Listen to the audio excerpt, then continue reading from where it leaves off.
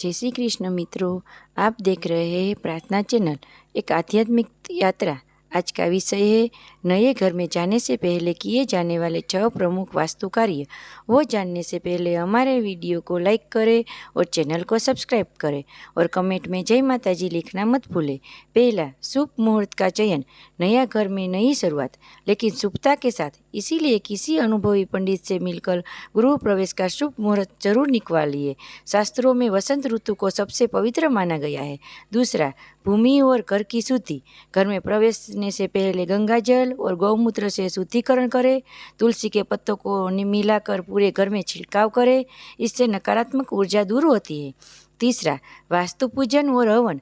घर की नींव में बसते हैं वास्तु देवता, इसीलिए गृह प्रवेश से पहले हवन, मंत्रोच्चार और नारियल फोड़कर वास्तु पूजन करना अति आवश्यक है। चौथा, कलश स्थापना। मुख्य द्वार पर जल से भरा कलश, आम के पत्ते और ऊपर नारियल रखें। यह शुभता और समृद्धि का प्रतीक है। पांचवा, प्रवेश दाहिने पैर से करें। घर की स्त्री कलश और थाली के साथ दाहिने पैर से घर में प्रवेश करे, यह मंगल का सूचक है।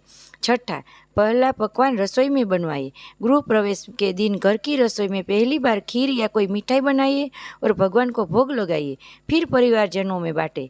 इन छोटे छोटे लेकिन शक्तिशाली कार्यों से आपका नया घर केवल वास्तु के अनुसार सुसज्जित होगा, बल्कि उसमें सुख, शांति और लक्ष्मी जी का वास भी होगा। अगर वीडियो पसंद आए तो लाइक करें और प्रार्थना चैनल को सब्सक्राइब करना मत भूलें।